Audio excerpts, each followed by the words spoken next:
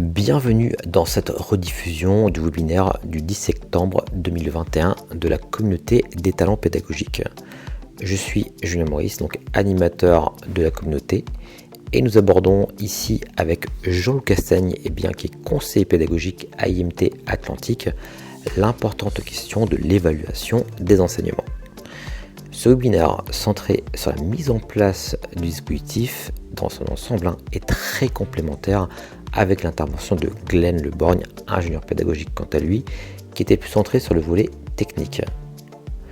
Vous verrez au cours de son intervention que Jean-Loup aborde dans un premier temps toutes les dimensions de l'évaluation en faisant progressivement un focus sur la question de la prestation dans la classe, qui n'est cependant, comme il le rappelle, qu'une dimension parmi tant d'autres.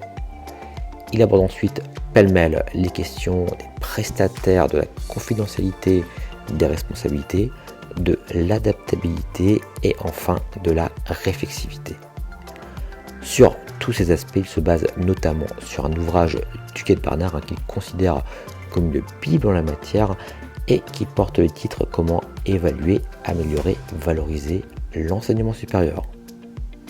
Avant de vous laisser en compagnie de Jean-Loup, sachez que vous retrouverez en description un lien pour vous inscrire à la newsletter de la communauté des talents pédagogiques et sur le serveur Discord du groupe. N'hésitez pas enfin au passage à nous proposer une intervention et à partager une bonne pratique. Sur ce, je vous souhaite un excellent visionnage à tous. C'est parti. Voilà, Jean-Loup, si tu as priori la main pour partager ton écran. Et puis voilà, excellent webinaire à tous. Et puis donc, ça va durer à peu près, je pense, 20 minutes. C'est ça, Jean-Loup, qu'on disait. Et ensuite, évidemment, l'intérêt, c'est qu'on va échanger entre nous, se poser des questions. Voilà, c'est toujours intéressant de voir ce qui va se faire dans les différents établissements par rapport à cette thématique. À toi, Jean-Loup. Merci, Julien. Donc, comme vous l'avez vu dans le titre, j'ai décidé de centrer le propos sur comment l'évaluation des enseignements, au-delà de l'obligation CTI, ministère de l'Enseignement supérieur ou autre, peut être un outil au service de l'enseignant, à votre service au sens pour vous aider à devenir un meilleur professionnel de l'enseignement. Toute discipline confondue. Un petit propos juste avant, à propos de la carte des talents. Nathalie Le Neveu nous a rejoint depuis le 1er septembre. Elle ne peut pas être là aujourd'hui et donc elle vous présente toutes ses excuses pour son absence. L'évaluation des enseignements au service de l'enseignant, pour moi, ça commence par qu'est-ce qu'on évalue quand on évalue l'évaluation de l'enseignement. La première crainte, c'est attention, on n'évalue pas l'enseignant, on évalue bien l'enseignement. Et là, on a déjà un certain nombre de recherches qui nous disent déjà, il y a la façon dont on évalue, les questions qu'on pose, et en gros, on sait que les élèves, si on leur demande de bien évaluer l'enseignement, ils vont évaluer l'enseignement et pas que l'enseignant.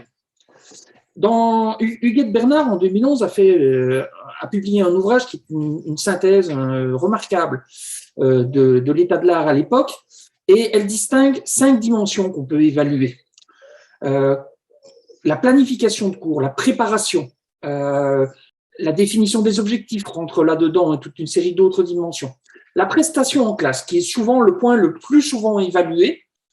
Et pour chacune de ces 5 dimensions, Huguette Bernard a détaillé ce qu'il y avait dedans. Je ne vais pas vous détailler tout, mais je vais vous montrer un exemple. À travers la prestation en classe, de quoi ça se compose? C'est vraiment comment le prof, comment vous travaillez quand vous êtes en face à face avec les étudiants et la façon dont ça se passe à ce moment-là. Et puis, vous voyez, ça se termine par 3 petits points parce qu'il y a autre chose dedans. Et quand on met en place une évaluation, évidemment, on ne va pas pouvoir évaluer toutes les composantes de toutes les dimensions. Donc, on va déjà faire des choix. Et on y reviendra plus tard sur qui fait ses choix. Et en fonction de qui fait ses choix, on va voir à quel point ça peut impacter le fait que ce soit vraiment au service de l'enseignant ou que ce soit des intérêts convergents ou divergents avec d'autres besoins de l'institution. Donc, dans les composants, il y a un certain nombre de choses qui comprend aussi des dimensions importantes comme le feedback que vous donnez aux élèves, qui est, comme Ati l'a montré, un des éléments les plus importants sur l'apprentissage, qui favorise le mieux l'apprentissage des élèves, c'est justement quand vous les aidez à se positionner par rapport aux enseignements et aux apprentissages que vous vivez. Et vous voyez que là-dedans, il y a des choses comme la communication, mais qu'on a recentré sur la communication au service de l'apprentissage. Vous voyez derrière le mot pédagogique, au service de l'apprentissage, plutôt que qui dépend de l'enseignant.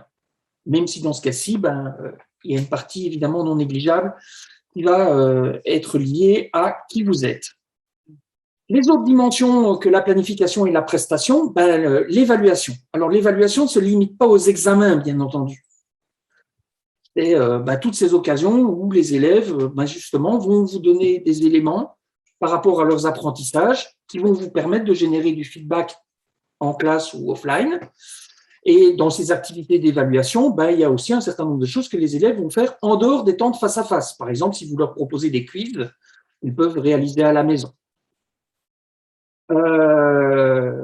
La maîtrise de la matière enseignée. Alors là, c'est un point généralement qui fait réagir pas mal les enseignants. Je vais vous donner 2 exemples. J'ai eu en biochimie un enseignant, franchement, c'était pas du tout à jour ce qu'il enseignait. En tant qu'étudiant en 2e année de médecine vétérinaire, je suis pas compétent pour juger si c'était à jour ou pas. Mais quand l'année suivante, on est passé avec un autre enseignant, on a bien vu qu'on n'avait pas du tout les bases que cet enseignant qui suivait attendait. C'est très rare d'avoir un enseignant qui a arrêté de mettre son cours à jour depuis 20 ans. Ce qui est beaucoup plus fréquent, c'est que dans nos polis, on a le cours quand on l'a créé, on met à jour chaque année, mais parfois, certains enseignants ne prennent pas le temps de supprimer les parties précédentes ou faire de la place en disant si j'ajoute des choses, il faut peut-être que j'en enlève, sauf si on augmente mon volume horaire. Il est évident que ça ne comporte pas le fait d'avoir supprimé les choses qui sont devenues fausses, parce que la science a évolué. Et évidemment, comme je l'ai dit, les élèves sont peut-être pas la meilleure source, certainement pas la meilleure source pour évaluer cela. Et puis, paradoxalement, se trouve aussi, en 5e dimension, le temps et l'énergie que vous consacrez pour travailler en équipe au sein de l'institution et pour améliorer la qualité de l'enseignement, mais pas que de vos cours, globalement. Voilà les 5 dimensions qu'Huguette Bernard a relevées dans la littérature. Ces 5 dimensions, comme je vous l'ai dit, elles ne sont pas évaluables par tout le monde. Et souvent, dans les avis institutionnels, il faut faire évaluer par les élèves. Et la première question qu'on peut se poser, c'est est-ce que les élèves sont des sources pertinentes pour la prestation? Alors, par rapport à la prestation, que dit la science? La science nous dit qu'il y a une très, très bonne corrélation entre ce que les élèves disent de la prestation de l'enseignant pendant le cours et ce que l'enseignant en dit lui-même. Donc, il y a une très bonne corrélation entre ces 2 points-là, ce qui a tendance à être un des indicateurs qui montre que pour la prestation en classe, les avis des élèves, c'est vraiment quelque chose d'intéressant, c'est bien corrélé avec les enseignants. C'est un peu moins corrélé avec les observateurs extérieurs et les administrations, mais on a quand même des taux de corrélation intéressants. Voilà ce que dit la science. Maintenant, qu'en disent les enseignants eux-mêmes? On a fait une enquête avec un collègue qui s'appelle Basile Bailly, il y a quelques années maintenant, et on a demandé aux enseignants, sans spécifier ce qu'on évaluait, en disant pour évaluer l'enseignement, quelles sont les sources que vous trouvez pertinentes? Et on voit que, comme le dit la science, les sources pertinentes ou plutôt pertinentes qui se dégagent le plus, ce sont les étudiants qui ont suivi l'enseignement et l'enseignant lui-même. Et puis, ça, c'est dans le bas du tableau. Si maintenant on va tout en haut du tableau, on voit que celui qui est jugé le moins pertinent, celui qui recueille le plus de voix pour non pertinent, c'est l'accompagnant des enseignants. On avait détaillé derrière que ça pouvait être un ingénieur, un conseiller spécialiste, un conseiller pédagogique, un spécialiste en sciences de l'éducation. Voilà 3 des catégories qu'on avait mis comme exemple. Et qu'entre les deux, on voit que le spécialiste de la discipline et les collègues avec qui on travaille ne sont pas les mieux jugés comme pertinents, mais recueille un nombre de voix conséquent sur plutôt pertinent. Et que rien que cette information-là, en se disant, eh oui, mais si au lieu d'avoir une seule source, j'ai plusieurs sources, j'aurais peut-être plus d'éléments à mon service pour voir comment je peux m'améliorer, pour voir comment je peux améliorer mon enseignement, m'améliorer en tant que professionnel de l'enseignement. Et puis après, on leur a posé la question, à ces mêmes enseignants dans la même enquête, de dire, oui, mais si maintenant on spécifie que c'est uniquement pour la prestation en face à face, ben vous voyez qu'à nouveau, l'enseignant lui-même, les questionnaires par les étudiants sont largement majoritaires, mais on a d'autres façons d'évaluer les choses et de nouveau, demander l'avis des étudiants à travers une discussion a été jugé comme oui, très pertinent, oui, pertinent, pardon. La réflexion de l'enseignant lui-même, vous ne voyez pas, il y a les 3 petits points, mais votre réflexion sur votre enseignement formulé par vous-même, c'était la question, est jugée plutôt oui, mais moins favorable dans les oui.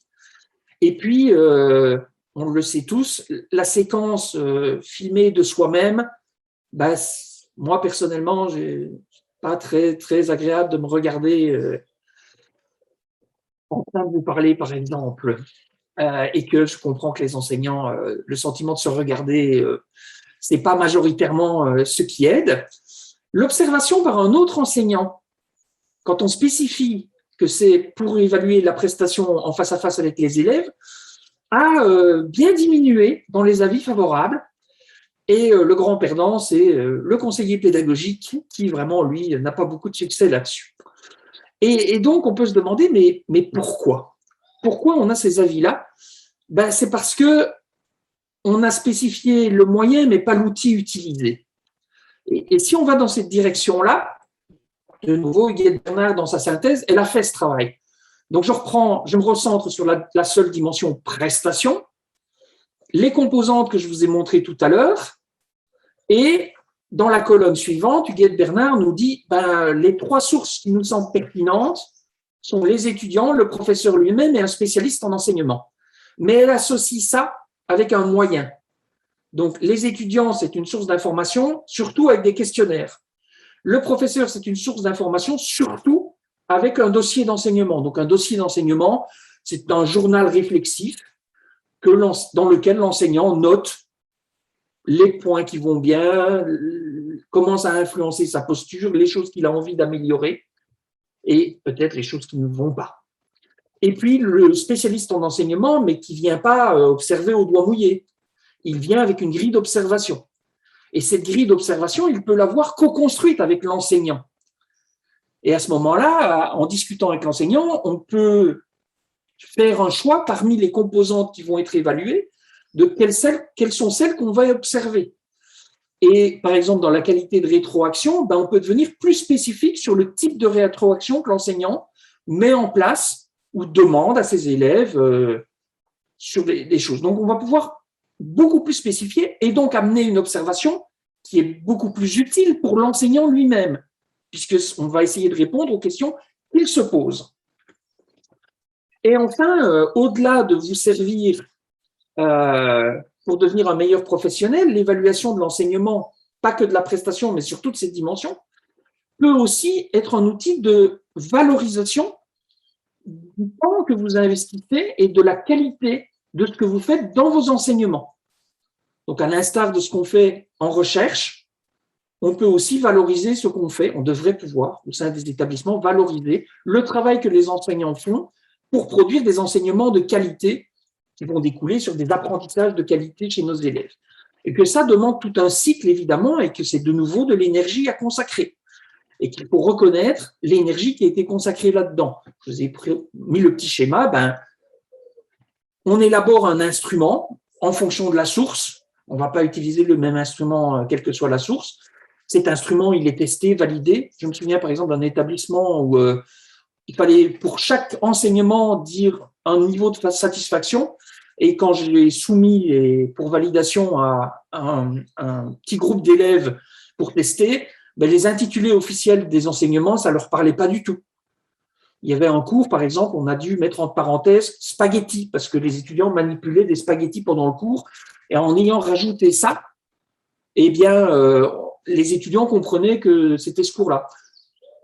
Les étudiants avaient suggéré, mettez le nom de l'enseignant. Et c'est moi qui ai dit, non, parce que sinon, il y a un risque que vous donniez votre avis sur l'enseignant. Et ce n'est pas du tout le but du questionnaire. Il y a une étape un peu administrative de distribuer les questionnaires, alors si c'est des questionnaires papier, ou d'envoyer les emails aux élèves avec les liens, ou comment. Il y a un travail conséquent pour récolter les données, les analyser, produire un rapport. Qui le fait? Est-ce que c'est vous? Est-ce que c'est quelqu'un d'autre?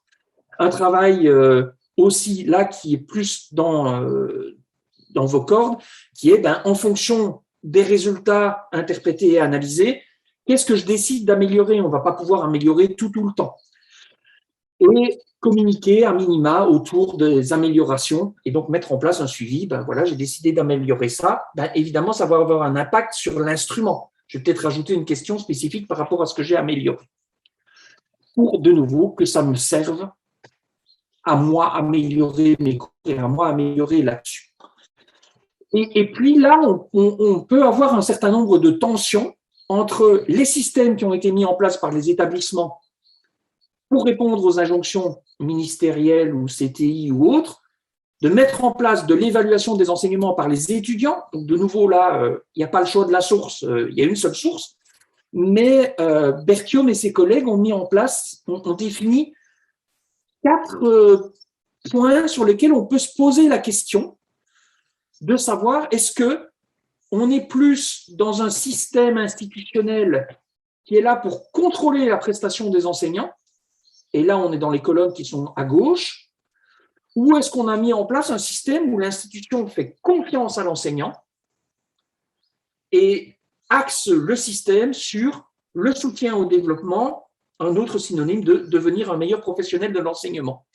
Et par exemple, sur qui reçoit les résultats, en premier, des commentaires des élèves, on voit qu'on peut avoir la hiérarchie qui est le seul à recevoir, la hiérarchie qui est seule à recevoir, mais qui ensuite transmet l'entièreté des résultats, l'enseignant et la hiérarchie qui reçoivent en même temps, l'enseignant qui reçoit, mais qui est tenu de fournir une analyse au responsable hiérarchique, ou l'enseignant qui reçoit, et après, c'est lui, il est libre de décider ce qu'il en fait.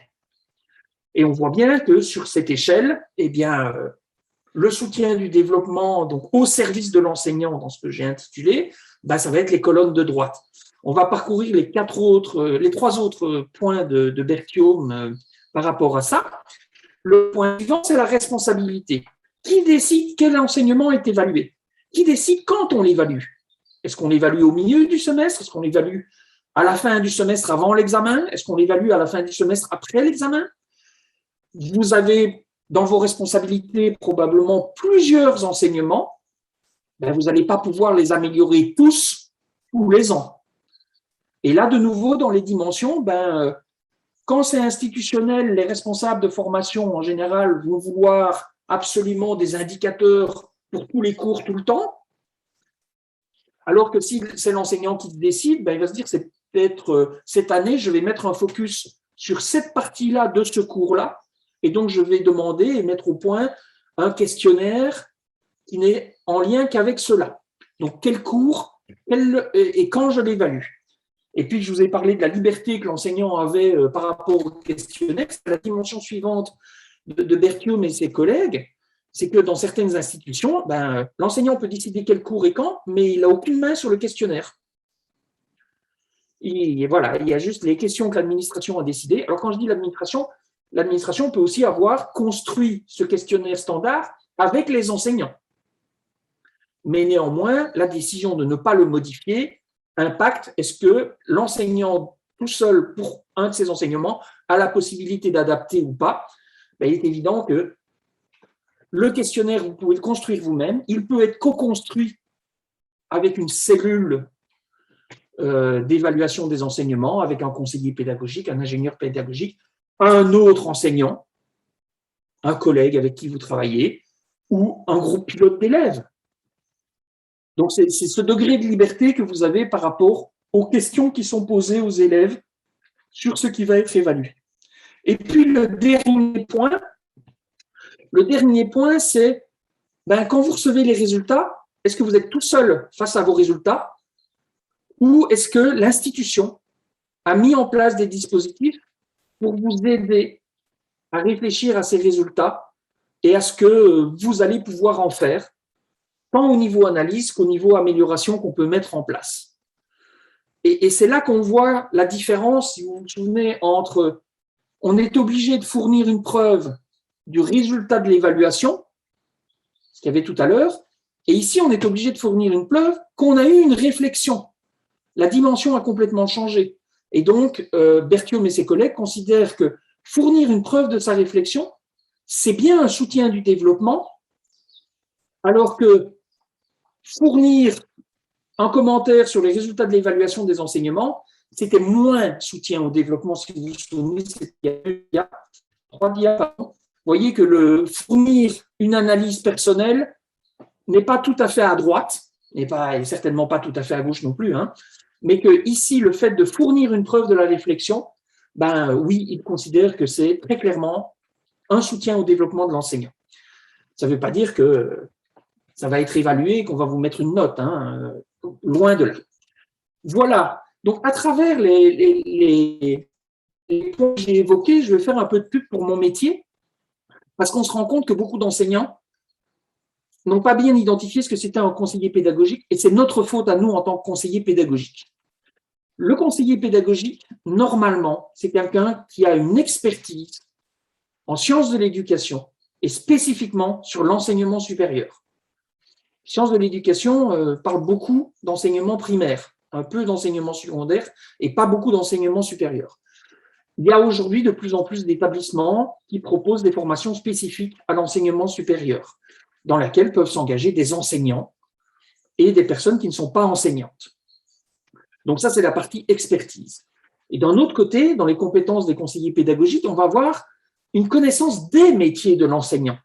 On ne peut pas discuter avec un enseignant en mettant complètement de côté la recherche.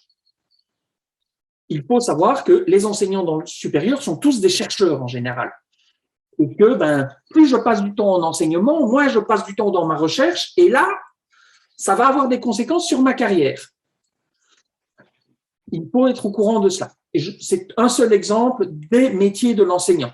Participer à des réunions, participer à des jurys, voilà, vous avez vu que ce n'est pas dans les dimensions évaluées, c'est le temps qu'on consacre à cela. Et il y a un certain nombre de choses aussi que les conseillers pédagogiques peuvent faire. C'est au-delà de l'évaluation de l'enseignement, c'est vous accompagner. Simplement, vous venez discuter d'un point qui vous pose question avec un conseiller pédagogique. Vous voulez construire une amélioration, vous pouvez le venir. Les conseillers pédagogiques aussi, parfois, sont responsables des formations, désolé pour la faute d'orthographe, j'ai oublié de mettre au pluriel, par exemple, dans les établissements universitaires, il y a des formations obligatoires pour les chargés de cours quand ils arrivent, maîtres de conf, en France, quand ils commencent leur carrière, il y a une formation obligatoire de 32 heures. C'est souvent les conseillers pédagogiques qui animent ces formations. L'abréviation, c'est Pédagogie de l'enseignement supérieur, PES. Et puis, une autre mission des conseillers pédagogiques, c'est souvent travailler aussi avec les responsables de formation. Mais là, on n'est plus avec une casquette d'accompagner et d'aller où vous voulez, on est plus dans voilà ce que dit la recherche, ce que vous proposez, ça ne va pas du tout dans le sens que dit la recherche, faites attention. Et enfin, une des dernières missions qu'ils peuvent faire, c'est être dans ces fameuses cellules d'évaluation des enseignements. Voilà. Après cette petite pub sur le métier de conseiller pédagogique, je n'ai que survoler un certain nombre de points de l'évaluation de l'enseignement et je vous conseille vraiment de demander à vos établissements d'acquérir cet ouvrage d'Olivier Bernard qui, même s'il a 10 ans, contient encore énormément de choses et peut être une très bonne porte d'entrée pour la réflexion sur comment on peut travailler là-dessus. Ça parle beaucoup d'évaluation des enseignements. Elle a défini 6 points qu'il faut absolument lier ensemble pour que l'évaluation des enseignements soit un levier au service des enseignants, mais aussi au service de la formation et de l'établissement. Et puis, je laisse la conclusion à William McKitchie qui disait c'est la capacité du système d'évaluation à entraîner des changements à différents niveaux d'acteurs, donc pas qu'au niveau des élèves ou des enseignants, différents niveaux d'acteurs du système qui donnent sa validité à l'évaluation des enseignements. Je vous remercie et je voulais laisser un long temps aux échanges, donc je vais en rester là dans la partie transmissive. Est-ce qu'il y a eu des questions dans le chat? Merci beaucoup, Jean-Loup. Alors, il n'y a pas forcément de questions dans le chat, mais ceci dit, je pense que, merci d'ailleurs je vois les petits émoticônes d'applaudissements pour la prestation. C'est vrai que, de mon point de vue, en tout cas, ce qui est intéressant, je rappelle qu'on avait fait un carto plus technique, on va dire, sur la mise en place de l'évaluation des enseignements avec Glenn Leborgne. Et là, c'est vrai que du coup, c'est super complémentaire parce que là, tu es vraiment rentré plutôt dans le dispositif et justement pas sur le côté technique. Et merci pour ça. Je pense qu'il y a sans doute des réactions. Alors, n'hésitez pas. Alors, le plus simple, peut-être que ce serait d'appuyer sur le bouton justement réaction et lever la main. Comme ça, je peux éventuellement vous donner la parole pour justement réagir, poser des questions. Julien qui a levé la main. Alors, Julien, vas-y, je t'en prie. Julien, le bleu. Bonjour, bonjour. Merci pour cette présentation. Alors, moi, j'ai 2 questions qui m'intéressent particulièrement parce que je viens d'être engagé comme conseiller pédagogique à l'Université catholique de Louvain en Belgique et je vais être chargé notamment d'accompagner les enseignants dans l'évaluation des enseignements. Donc, j'ai des questions qui vont me toucher particulièrement. La première, c'est qu'avant d'être conseiller pédagogique, j'ai été assistant pendant 6 ans et j'ai remarqué la résistance au changement d'enseignants, hein, comme assez importante. Et donc, une question qui est très pratique, c'est comment réussir à développer l'intérêt des enseignants, à s'améliorer, à changer, surtout dans le cas où, on essaie toujours de se dire qu'il faut valoriser, mais cette valorisation, en fait, elle est peu visible, ou ce qui est mis en place est en fait très, très faible. Et pour eux, c'est rare que l'énergie à dégager en vaut la chandelle, quoi. Donc, est-ce que vous avez des petits conseils? Ça, c'était votre première question. Ouais. Premier conseil, achetez le bouquin du Guet Bernard, lisez-le de la première à la dernière page. Vous allez voir, c'est une Bible. Au-delà de cela, ce n'est pas un discours institutionnel qui va convaincre les enseignants. Franchement, en France, si vous voulez avoir plus de temps pour innover dans l'enseignement, on vous donne une décharge d'enseignement. Vous voulez vous consacrer à l'enseignement, donc on vous donne moins d'enseignement. On ne vous donne pas une décharge de recherche, hein, on vous donne moins de cours pour pouvoir travailler sur les cours. Et il y a un système très efficace qui a été mis en place pour valoriser et responsabiliser sur la recherche. Nous cherchons, nous, à nous inspirer de qu'est-ce qui a été mis en place en recherche et comment est-ce qu'on peut l'adapter à ce qui a été fait en enseignement. Par exemple, en enseignement en France, on compte en heures. Et les heures de cours magistral ne sont pas comptées de la même façon que les heures de TPTD. En recherche, on ne compte pas en heures. Pourquoi? Point suivant. Si on construit un dispositif, construisez-le avec des enseignants. Mais ça veut dire que des enseignants vont devoir consacrer du temps à ça. Ce temps-là, comment on va le valoriser, comment on va le récompenser, comment on va se rendre compte que s'ils consacrent du temps et de l'énergie à participer à ces réunions, ils vont être moins bons en recherche et ils vont avoir moins de temps pour améliorer leurs cours. Et puis, le dernier point, c'est l'expérience personnelle que j'en ai eue. La plupart du temps, ce qui marche le mieux, mais là, je suis vraiment au niveau truc et astuce, hein, on n'est plus du tout au niveau science, c'est travailler avec l'enseignant qui vient vous trouver. Il veut discuter d'un truc qui est dans un de ses cours. Et puis cet enseignant-là, forcément, vous allez le revoir. Et puis il y a un moment, vous allez peut-être pouvoir lui proposer, si on évaluait ce qui a été mis en place avec les élèves, et vous demandez à l'enseignant c'est moi qui vais analyser les résultats. Et je transmets mon analyse qu'à toi. Et là, j'ai eu unanimement, les enseignants, quand ils voient le travail d'analyse que j'ai fait, ils me disent, je ne savais pas qu'on pouvait tirer tout ça d'un questionnaire d'évaluation d'un enseignement. Tout ça, c'est quoi? Je me souviens d'une enseignante qui avait un taux de satisfaction 95%. Il y a toujours la question satisfaction globale pour le cours, 97%. Une remarque d'un élève qui dit que c'est nul sur une promotion de 300 élèves. L'enseignant n'a vu que ça. Alors que quand c'est moi qui fais l'analyse, oui, on l'a vu, on en a parlé, mais on a relativisé. 95% de la promotion qui dit qu'ils sont très satisfaits du cours. et un fait une remarque négative. D'accord? On va relativiser tout ça. Les commentaires écrits des étudiants, il y a un travail conséquent que je vous conseille de faire, c'est regrouper-les en catégories. Allez voir sur le site de l'Université de Lausanne le travail de Jean-Moïse Rochat qui propose des catégories là-dessus. Et c'est un travail que les enseignants n'ont pas le temps de faire. C'est chronophage.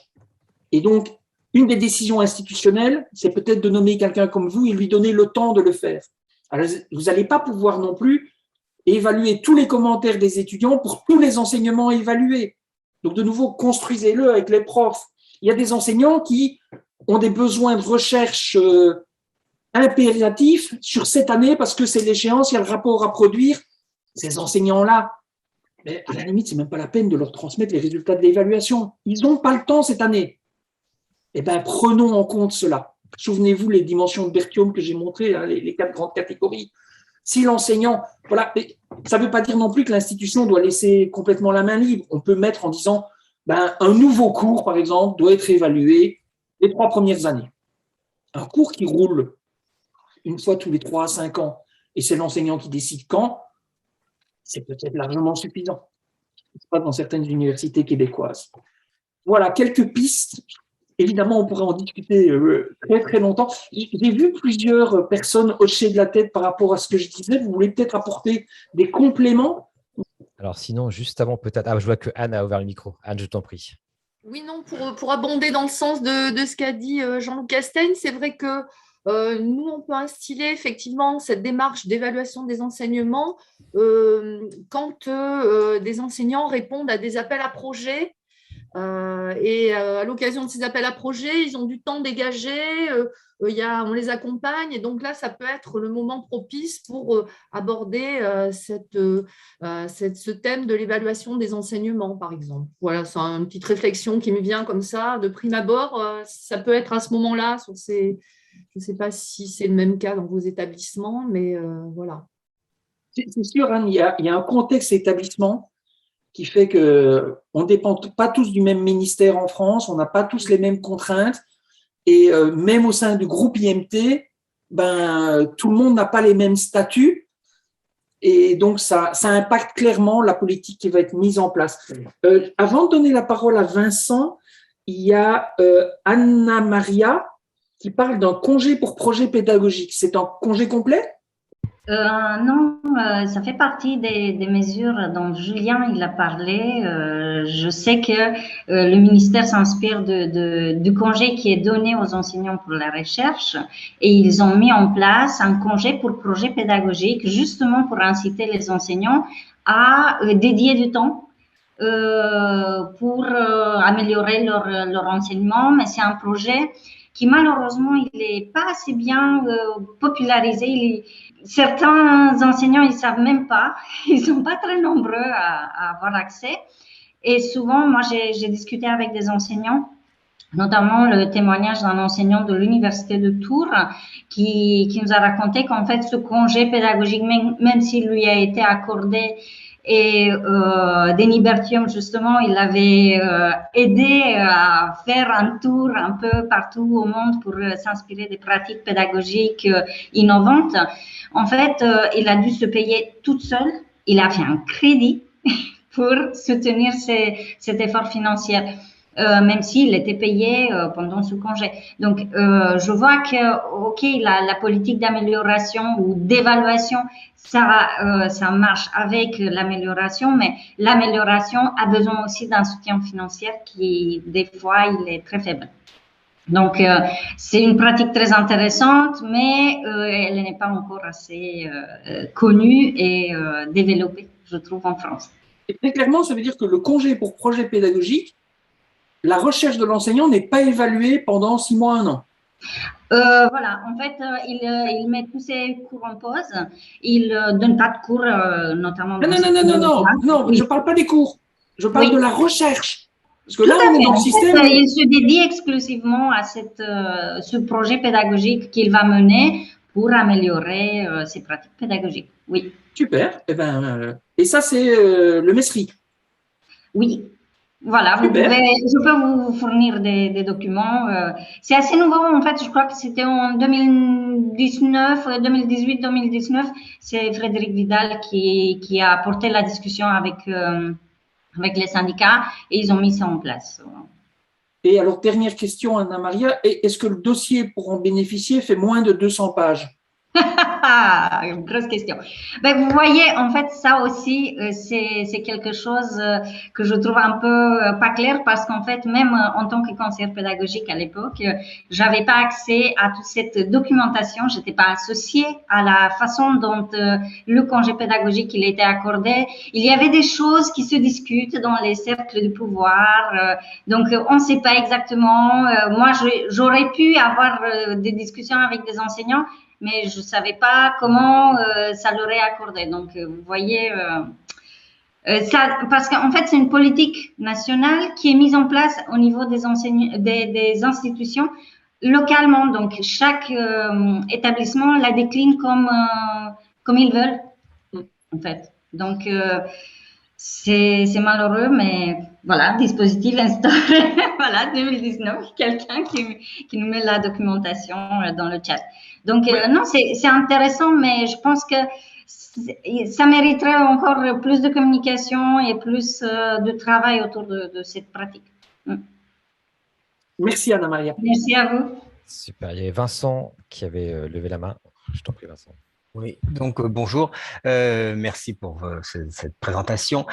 Moi, chez nous, dans notre établissement, ça fait pas mal d'années qu'on fait ces évaluations, elles se fassent par des questionnaires en ligne et le taux de retour est extrêmement faible et je me pose la question de savoir si en fait, dans ceux qui répondent, il n'y a pas que ceux qui sont mécontents, etc. et comment pondérer le résultat de ces enquêtes.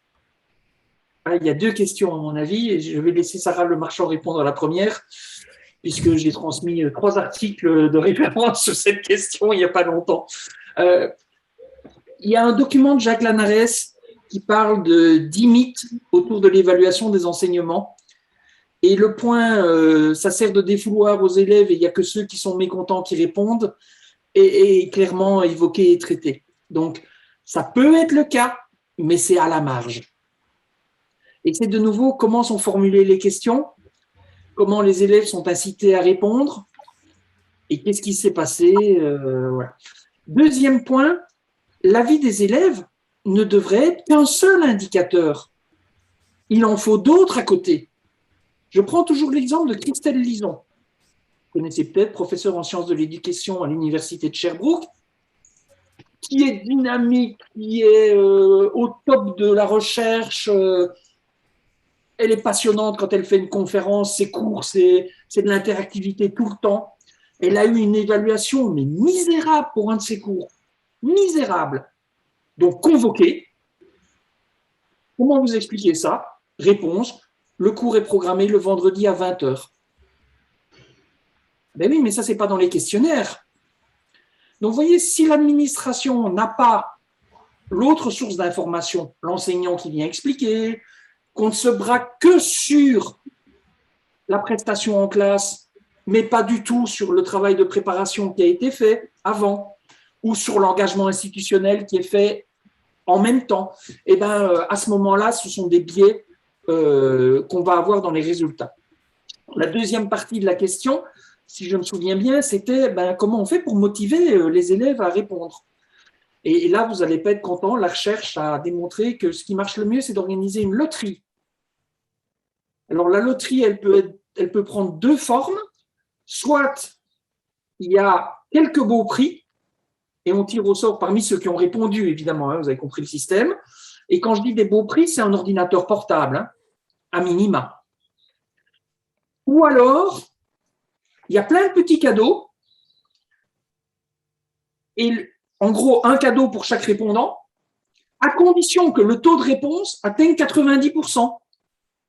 Comme ça, ils envoient la balle en disant c'est à vous motiver les uns les autres pour qu'on ait un très haut taux de réponse.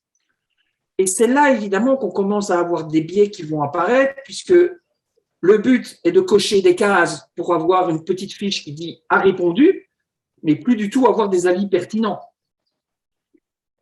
Donc, votre question, elle lit bien les deux, en effet, Mais voilà, heureusement, le deuxième facteur qui a le plus d'influence, c'est l'investissement que l'enseignant met dans la communication et l'importance qu'il souligne de ce qui va faire des résultats. Et donc là, on sait que le mieux, c'est d'en parler 3 semaines avant, de faire un rappel 1 semaine avant, mais pas un mail. Hein. Arrêtez pendant 5 minutes de parler de votre discipline et vous parlez de l'évaluation. Ça, c'est un deuxième facteur aussi. Si vous y consacrez du temps, les élèves vont percevoir que c'est important. Vous savez, dans votre discipline, c'est ce qu'ils font. Le prof a parlé pendant 50 minutes de ça dans le chapitre, eh ben, c'est le point important du chapitre. Eh bien non, pas de chance, c'était le sujet de sa thèse. Voilà, est-ce que cette réponse vous convient, Vincent? Est-ce que quelqu'un a envie d'ajouter quelque chose par rapport à ces 2 points?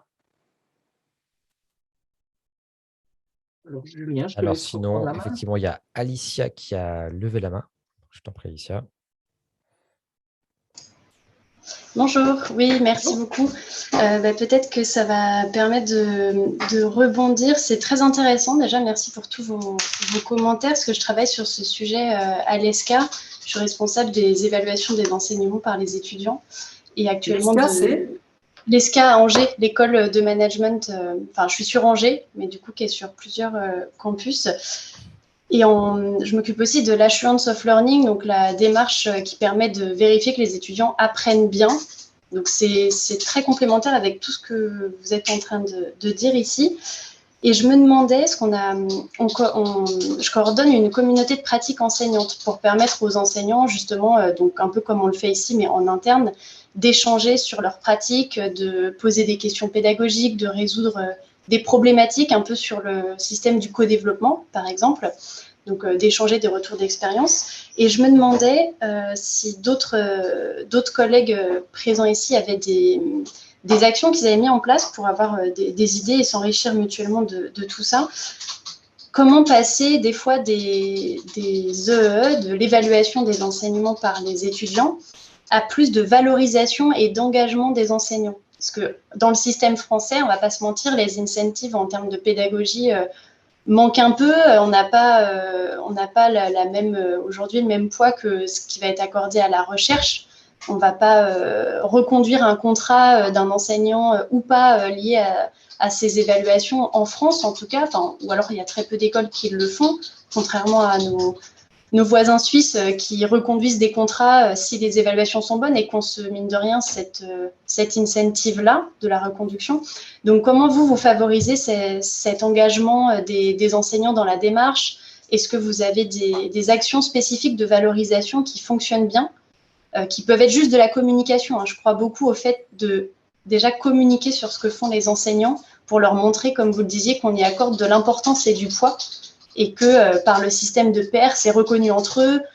C'est toujours agréable de voir qu'un collègue a fait quelque chose et qu'on en entend parler par l'institution elle-même. Donc, est-ce que vous avez testé des moyens comme ça qui sont du plus simple au peut-être plus complexe et qui vous paraissent pertinents ou qui ont fait leurs preuves?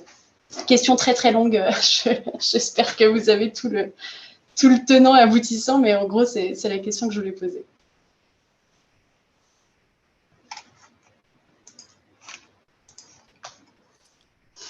Alors question trop longue. Non, mais je pense que ça, c'est une stratégie de Jean-Loup. Hein, je le connais. Il veut faire réagir les personnes, peut-être. Le silence est une arme merveilleuse. Ça met les gens hyper mal à l'aise. Quand vous posez une question dans un amphi, je vois que Julien travaille comme moi, ça ne le met pas du tout mal à l'aise. Quand vous posez une question dans un amphi, s'il y a 3 secondes de silence, ne donnez pas la réponse.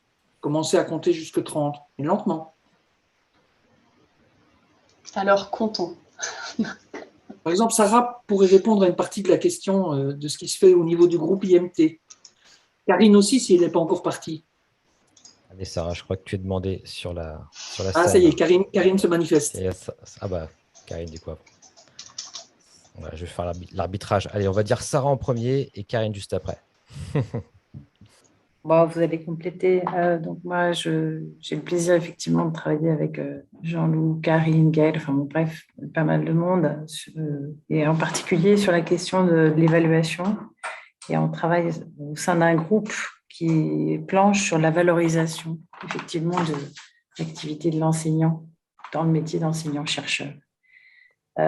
Et typiquement, l'évaluation des enseignements est un dossier lourd auquel on s'attaque pour essayer de faire en sorte qu'on ne l'aborde pas uniquement sur une approche, je dirais, institutionnelle pour répondre à la CTI ou simplement des résultats que, par exemple, l'enseignant peut valoriser dans le cadre ce qu'on appelle un DVP ou un dossier de valorisation pédagogique, c'est-à-dire des petites choses, effectivement, des résultats de l'évaluation qui seraient à ce moment-là des sources pour lui, des sortes de preuves pour évoluer dans sa carrière.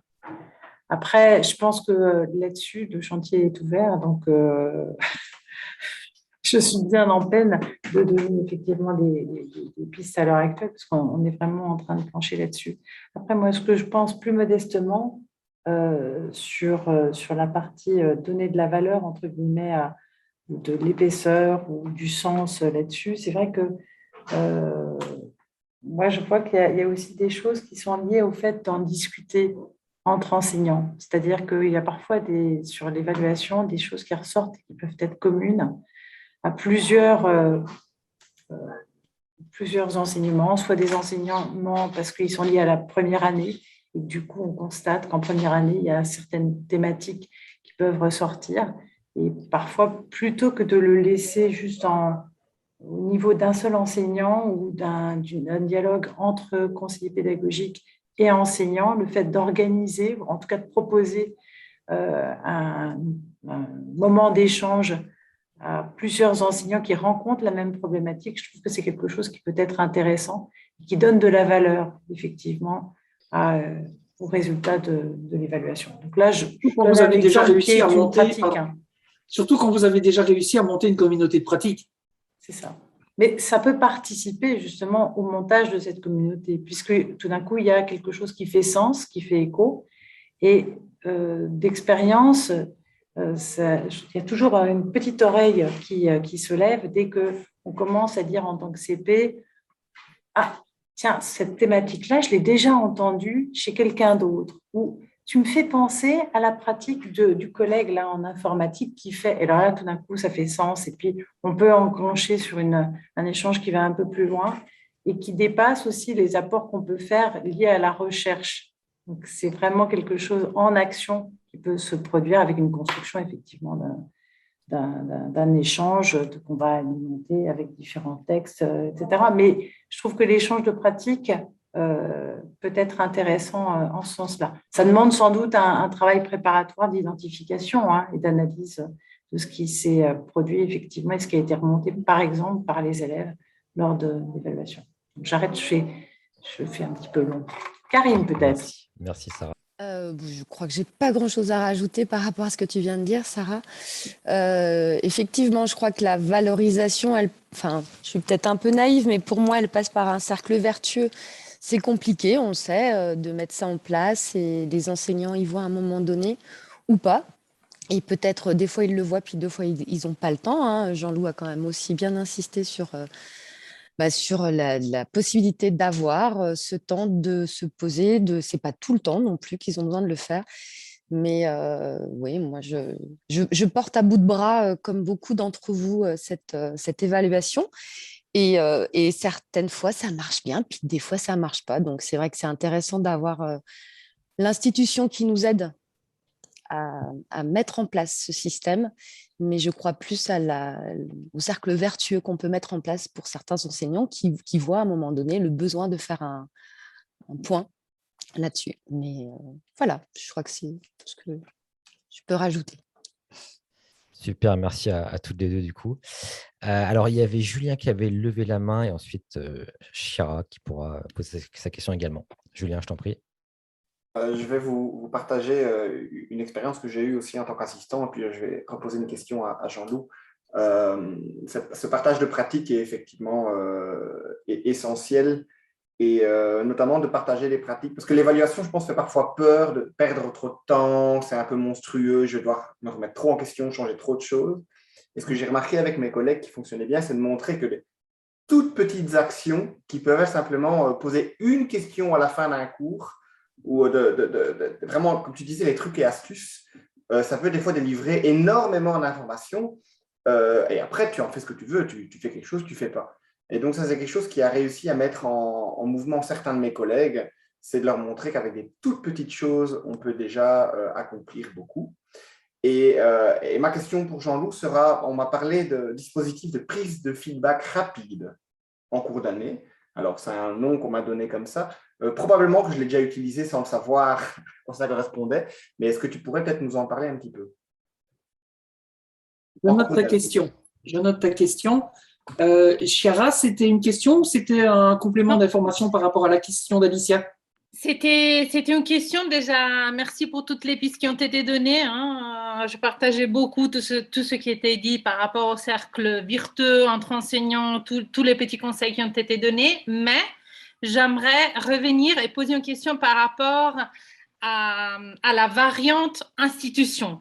Qu'est-ce qu'on fait concrètement, si vous avez des conseils concrets, pour sensibiliser un petit peu plus au niveau de direction, au niveau d'institutions vraiment hiérarchiques, comment faire comprendre et sensibiliser sur les mesures nécessaires à mettre en place, même pour favoriser la mise en pratique après du cercle vertueux dont on a parlé jusqu'à maintenant, parce qu'à mon avis, c'est vraiment l'institution qui détermine aussi, et pas simplement la bonne volonté ou l'engagement personnel des enseignants.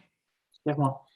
Donc, j'ai noté la question, vos deux questions. Je voudrais revenir sur le point soulevé par Alicia, avant de te rendre la parole, Alicia.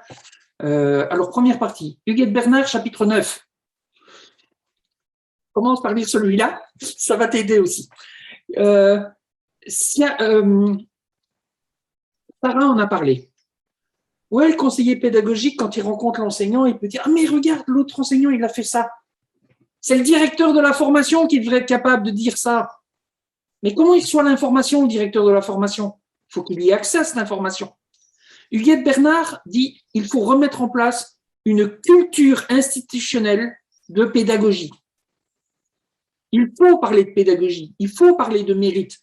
Quand on regarde les résultats de satisfaction pour tous les cours, arrêtons de regarder qu'il y a du rouge, regardons qu'il y a un maximum de vert. Alors c'est très difficile parce que quand j'essaie de le faire avec les enseignants, on dit, mais c'est génial, oh non, les autres vont, j'ai l'air de me vanter si je fais ça.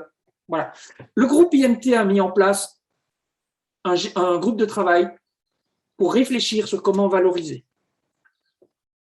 Le groupe a décidé d'un prix sur la pédagogie. Ben voilà une action institutionnelle qui dit « Hey, c'est quand même important. » Alors, tous les enseignants qui ont participé nous l'ont dit. C'est pas ça qui m'a motivé à faire une innovation pédagogique, c'est une façon de rentabiliser ce que j'avais fait et d'être visible et de pouvoir discuter avec les collègues sur ces choses-là. Donc, oui, il y a ça. Le soutien public des enseignants. Huguette Bernard a une phrase qui dit, je vais essayer de m'en souvenir, aucun établissement n'affirmerait ne pas valoriser l'enseignement. Ben, travailler là-dessus, ça répond en partie à la question de la variante d'institution, c'est comment on sensibilise, aussi chapitre 9 d'Huguette Bernard. Et puis… Jean-Loup, excuse-moi. Je vais il est 10h, Julien va vouloir qu'on s'arrête. Voilà. Non, en fait, c'est voilà. Mais vous inquiétez pas, vous allez voir aussi une proposition par la suite. Donc, juste pour respecter le deal, parce que je sais que des personnes ont bloqué vraiment 1 heure, je vous propose d'arrêter là pour le coup l'enregistrement, officiellement le carto. D'ailleurs, ce webinaire, je remercie vraiment Jean-Loup. Merci Jean-Loup pour cette intervention. Merci à tous ceux qui ont réagi, posé des questions, etc. C'était vraiment super passionnant, tellement que je n'ai pas vu leur passer pour ma part. Juste avant de terminer, je vous informe que tout cela va se retrouver. Alors d'ailleurs, je vais juste vous partager ici cet écran rapidement. Voilà. En fait, ce webinaire est enregistré, va être sur la chaîne YouTube de la Carto. Donc voilà, on a 198 abonnés. Donc d'ailleurs, si vous voulez vous abonner, n'hésitez pas à le faire. Vous allez retrouver ici tous les cartos, enfin tous les webinaires qui ont précédé en fait. Encore une fois, le lien vers le Discord, je l'ai mis également dans la discussion. Voilà, je vous ferai un rappel par mail également par rapport à ça. Ce sera pour échanger après le webinaire. Je vois qu'il y a pas mal de personnes qui sont inscrites, donc c'est très bien. Et d'autre part, juste pour ceux qui souhaitent rester, si j'en doute un petit peu de temps, comme toujours, je propose un petit after show entre guillemets. Donc les personnes qui veulent se prendre un petit café tranquillement, discuter de manière un petit peu informelle, sans enregistrement, etc. Et voilà, continuer un peu prolonger la discussion, il n'y a pas de souci, vous pouvez rester. Et en tout cas, merci à toutes les personnes qui ont participé. Et si c'était votre première fois, j'espère qu'on vous reverra. Et je vous dis du coup à très bientôt pour la suite. Mais merci encore Jean-Loup pour tout.